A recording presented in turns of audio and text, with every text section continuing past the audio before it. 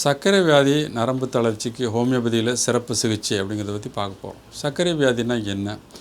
இதில் எதை நம்ம சர்க்கரை வியாதின்னு சொல்கிறோம் அப்படின்னு பார்த்தீங்கன்னா, ரத்தத்தில் சர்க்கரையினுடைய அளவு ஃபாஸ்டிங் ப்ளட் சுகர் 80லேருந்து 120 மில்லிகிராமும், போஸ்ட் பிராண்டில் அதாவது சாப்பிட்டதுக்கு பிறகு 1.5 மணி நேரம் 1.25 மணி நேரத்துக்கு பிறகு எடுக்கக்கூடிய ரத்தத்தில் சர்க்கரையினுடைய அளவு 160லேருந்து 200க்குள்ளே இருந்தால் இது நார்மல்.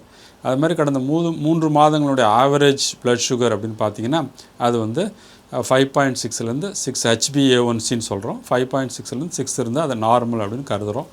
அது இல்லாமல் குளுக்கோஸ் டாலரன்ஸ் டெஸ்ட்டு அதெல்லாம் இருக்குது.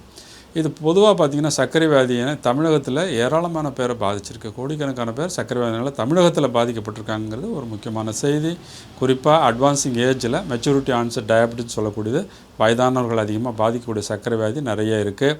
இதுக்கு பார்த்திங்கன்னா சிம்டம்ஸ் என்ன இருக்கும் அப்படின்னா, பல நேரங்களில் பிரச்சனை என்னென்னா நிறைய பேர் அதை இன்வெஸ்டிகேட் பண்ணி பார்க்கவே மாட்டாங்க, சிம்டம்ஸே இருக்காது. அதுதான் சர்க்கரை வியாதியில் ஒரு பெரிய பிரச்சனை என்னென்னா ஏசிம்டமேட்டிக்காகவே இருக்கும், எந்த விதமான அறிகுறிகளும் இருக்காது. ஆனால் ரத்தத்தில் சர்க்கரையோட அளவு ரொம்ப அதிகமாக இருக்கும் நார்மலை விட. அது நம்ம எதேச்சியாக வேறு எதுக்கோ ஒரு ப்ளட் சுகர் டெஸ்ட் பண்ணும்போதோ ஆக்சிடென்டலாக வேறு ஒரு பிரச்சனைக்காக நம்ம டாக்டர்கிட்ட போகும்பொழுது பார்த்தா, ஐயோ என்னங்க சுகர் லெவல் இவ்வளோ அதிகமாக இருக்குது, நீங்கள் ஏன் இவ்வளோ நாளாக இதுக்கு சரியாக கவனிக்கலை அப்படின்னு சொல்லி டாக்டர் கேட்குறத நம்ம பார்க்குறோம். காரணம் என்னென்னா நம்ம அதை பரிசோதிக்கிறதில்ல. குறிப்பாக ஒரு குறிப்பிட்ட ஏஜ் 35-40 வயசுக்கு மேலே எல்லாருமே ஒரு மாஸ்டர் செக் பண்ணி ரத்தத்தில் சர்க்கரையினுடைய அளவு, கொழுப்பு சத்தினுடைய அளவு, எல்லா ஜென்ரல் பேராமீட்டர்ஸ் அதை நம்ம மாஸ்டர் ஹெல்த் செக்குன்னு சொல்கிறோம். அதை பண்ணிக்கிறது பலவேறு வகையான நோயிலேருந்து நம்ம தற்காத்து கொண்டு வரும் முன்னே நம்ம காப்பாற்றிக்க முடியும். இந்த சர்க்கரை வியாதியில் சிம்டம்ஸ் அப்படின்னு வந்ததுக்கப்புறம் சிம்டம்ஸ்னால் என்ன இருக்கும்? கண்டிப்பாக இது நிறைய சிம்டம்ஸ் இருக்கும். காரணம் என்னென்னா, இது தலை முதல் பாதம் வரை பல்வேறு உறுப்புகளை பாதிக்கக்கூடிய வாய்ப்புகள் நிறைய இருக்குது. உதாரணத்துக்கு கண்ணை பாதித்து கண் பார்வை இழக்கக்கூடிய வாய்ப்புகள் நிறையவே இருக்குது.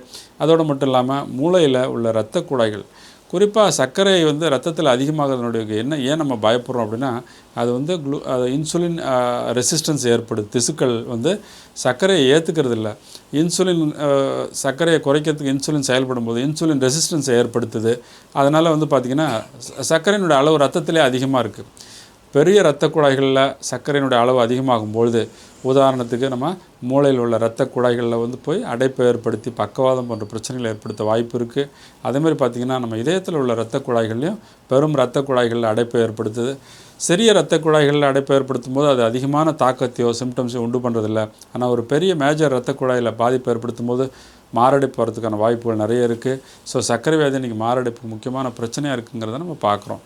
அதோடு மட்டும் இல்லாமல் சின்ன சின்ன இரத்த குழாய்களில் கை கால்களில் நம்னஸ்ன்னு சொல்கிறோம். அதாவது மறுத்து போதல், கால் பாதம் கைகளில் மறுத்து போகும். அதுக்கு என்ன காரணம்னா, கை கால்களில் இருக்கக்கூடிய சின்ன சின்ன நரம்புகளில் உள்ள இரத்த குழாய்களில் போய் அடைப்பு ஏற்படுது. நரம்புகளுடைய இரத்த குழாய்கள், நரம்புகளுக்கு ரத்த ஓட்டம் இருக்குது. அப்போ நரம்புகளுடைய இரத்த குழாய்களில் அடைப்பை ஏற்படுத்தும் போது நரம்புகள் செயலிழக்குது.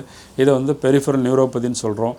பல வகையான நியூரோபதியை உண்டு பண்ணக்கூடியது இந்த சர்க்கரை வியாதி. அதாவது நரம்பு பிரச்சனைகள், நரம்பு சம்பந்தமான பிரச்சனைகள், நரம்பு தளர்ச்சி அதை ஏற்படுத்தக்கூடிய வாய்ப்புகள் நிறைய இருக்கிறதுனால பார்த்திங்கன்னா காலில் மதமதப்பு இருக்கும், சென்சேஷன், உணர்ச்சிகள் இருக்காது. உணர்ச்சி இல்லாதனால காலில் ஒரு காயம் படும்போது கூட தெரியாது. அது நம்ம கவனிக்காமல் விட்டுரும்போது பெரிய பாதிப்பை ஏற்படுத்தும். உடம்புல எந்த புண்ணு வெளியில் நம்மளுடைய சர்ஃபேஸில் உடம்புடைய மேல் பகுதியில் எந்த இடத்துல புண்ணு ஏற்பட்டாலும் காயம் ஏற்பட்டாலும் உள்பகுதியிலையும் சரி, அது சீக்கிரம் ஆறாது. காரணம் என்னென்னா, சர்க்கரையினுடைய அளவு அதிகமாக இருக்கனால பல வகையான பாக்டீரியாஸும் அந்த சர்க்கரையை உட்கொண்டு அதிகமாக வளரும்போது உங்களுக்கு புண்ணு சீக்கிரம் ஆறாது. நிறைய இன்டர்னலாக உள் ஆர்கன்ஸில் உள் உறுப்புகளில் சர்க்கரையினுடைய அளவு அதிகமாகும்போது இன்ஃபெக்ஷன், நோய் தொற்றுக்கான வாய்ப்புகள் இருக்குது. உதாரணமாக நீங்கள் ஒரு லங்ஸ் பிரச்சனைக்காக நம்ம போகும்பொழுது அல்லது ஒரு யூரினரி இன்ஃபெக்ஷன் இருக்கும்பொழுது சுகர் இருந்துச்சுன்னா சீக்கிரம் அதிலேருந்து விடுபடுறது கஷ்டம். ஏன்னா சுகர் லெவலை குறைக்காத வரை நம்ம அதிலேருந்து விடுபட முடியாது. ஆக சர்க்கரையினுடைய அளவை நம்ம கண்டிப்பாக கட்டுப்படுத்தணும். ரத்தத்தில் இல்லைன்னா பல்வேறு பாதிப்புகளுக்கு நம்ம ஆளாக நேரிடும். நரம்பு நியூரோ ப்ராப்ளத்திலேருந்து பிரெயினில் ஏற்படக்கூடிய, மூளையில் ஏற்படக்கூடிய பிரச்சனைகள், இருதயத்தில் பிரச்சனைகள் ஏற்படுத்தும், நுரையீரலில் பிரச்சனைகளை ஏற்படுத்தும், குடல் சம்பந்தமான பிரச்சனைகள், சிறுநீரகம் குறிப்பாக அதிகமாக பாதிக்கப்படக்கூடியது பார்த்திங்கன்னா சிறுநீரகங்கள். நம்மளோட கிட்னிஸை பாதிக்கிறதுக்கான வாய்ப்புகள் நிறையவே இருக்குது. சிறுநீரகத்தை பாதித்து சிறுநீரக செயலிழப்பு ஏற்படும். அதை டயபெட்டிக் நெஃப்ரோபதின்னு சொல்கிறோம், டயபெட்டிக் நியூரோபதி. அந்த மாதிரி கார்டியோமயோபதி, இந்த மாதிரி பல வகையான நோய்களை ஏற்படுத்துறதுக்கான வாய்ப்புகள் நிறைய இருக்குது இந்த சர்க்கரை வியாதியில். அதனால் பார்த்திங்கன்னா மேஜராக இந்த அடிப்படை சிம்டம்ஸ் என்ன இருக்கும் அப்படின்னா, அதிகமாக பசி எடுக்கும், அதிகமாக தண்ணி தாகம் இருக்கும், யூரின் அதிகமாக போகும். இது 3ம் வந்து ஒரு முக்கியமான சிம்டம்ஸ்னு சொல்லலாம். டயபெட்டிஸில் தண்ணி தாகம் அதிகமாக எடுக்கும், பசி அதிகமாக எடுக்கும், யூரின் அதிகமாக போகும், சீக்கிரம் வந்து டயர்டாயிரும், ஒரு வேலையை செய்ய முடியாது, டயர்ட்னஸ் அதிகமாக இருக்கும். இதெல்லாம் நரம்பு பாதிப்பு, தசைகள் பாதிக்கப்படுது. அதோடு மட்டும் இல்லாமல் உங்களுக்கு மூட்டுகளை பாதித்து மூட்டு வலியை ஏற்படுத்துறதுக்கான வாய்ப்புகளும் நிறைய இருக்குது. இப்படி டயபெட்டிஸ் வந்து தோல் வியாதிகள், நிறைய ஸ்கின் ப்ராப்ளத்தை டயபெட்டிஸில் உண்டு பண்ணுறதுக்கான வாய்ப்புகள் இருக்குது. ஸோ இப்படி பல உறுப்புகளையும் சர்க்கரை வியாதி பாதிக்குது. அதனால் வந்து நம்ம ஒரு பரிசோதனை செஞ்சு பார்த்துக்கணும். சர்க்கரை வியாதி இருக்குது அப்படின்னு டயக்னோஸ் பண்ணதுக்கப்புறம் அதை நம்ம பீரியாடிக்காக ஒரு 15 நாட்கள் முதல் ஒரு மாதம் வரை மாதம் ஒரு முறை அதை வந்து நம்ம டெஸ்ட் பண்ணி பார்த்துக்கலாம். நீங்கள் வீட்டிலே கூட அதை செக் பண்ணலாம், இல்லை லேபில் செக் பண்ணி ஃபாஸ்டிங் போஸ்ட்பிராண்டல் ப்ளட் சுகரை செக் பண்ணிவிட்டு நல்ல உணவு முறைகள், உணவில் மாற்றங்கள் வரணும். என்ன உணவு அப்படின்னு கேட்குறோம். பொதுவாக வந்து நம்ம அரிசி சாதத்தை சார்ந்து இருக்கணும். பல வகையான எல்லா உணவுகளுக்கும் நம்ம தமிழ்நாட்டில் அரிசியை சார்ந்து இருக்கிறோம். என்னுடைய பார்வையில் இந்த அரிசி சாதத்தை குறைச்சி அதுக்கு பதிலாக ஒரு மாற்று உணவு எடுத்துக்கிட்டோன்னா நல்ல பலன் கிடைக்குங்க. அது வந்து கோதுமை உணவு எடுத்துக்கலாம், கேழ்வரகு போன்ற உணவுகள் எடுத்துக்கலாம், புரதச்சத்து நிறைந்த உணவுகள் அதிகமாக எடுத்துக்கணும், கார்போஹைட்ரேட் நிறைந்த சத்து உணவுகளை குறைச்சிக்கணும் அப்படிங்கிறது அடிப்படை விதி. இப்போ வந்து பார்த்திங்கன்னா நமக்கு தானியங்களில் கொண்டக்கடலை, சோயாபீன்ஸு, பாசிப்பயிறு, தட்டைப்பயிறு, முளைக்கட்டின பயிர்கள் நிறைய கிடைக்குது. இன்றைக்கி கடைகள்லையும் கிடைக்குது ரெடிமேடாக. நீங்களே வீட்டில் செய்யலாம், இல்லை செய்ய வாய்ப்பு இல்லைன்னா கடையிலே அது பேக் பண்ணி விற்கிறாங்க, அது மாதிரி வாங்கிக்கலாம். கோதுமை உணவு ஒரு நாளைக்கு, கோதுமையில் சேமியா, கோதுமை ரவா, கோதுமை தோசை, கோதுமை சப்பாத்தி, இப்படி வெரைட்டியாக கேழ்வரகு அடை, ஒரு நாளைக்கு கேழ்வரகுகள், இப்படி வந்து உணவுகளில் மாற்றி எடுத்துக்கிறது மூலிமா நம்ம பண்டைய கால உணவுகளான கேழ்வரகு இதெல்லாம் நல்ல ஒரு பலன் தர. நீங்கள் வந்து கம்பு போன்ற உணவுகளும் எடுத்துக்கலாம்.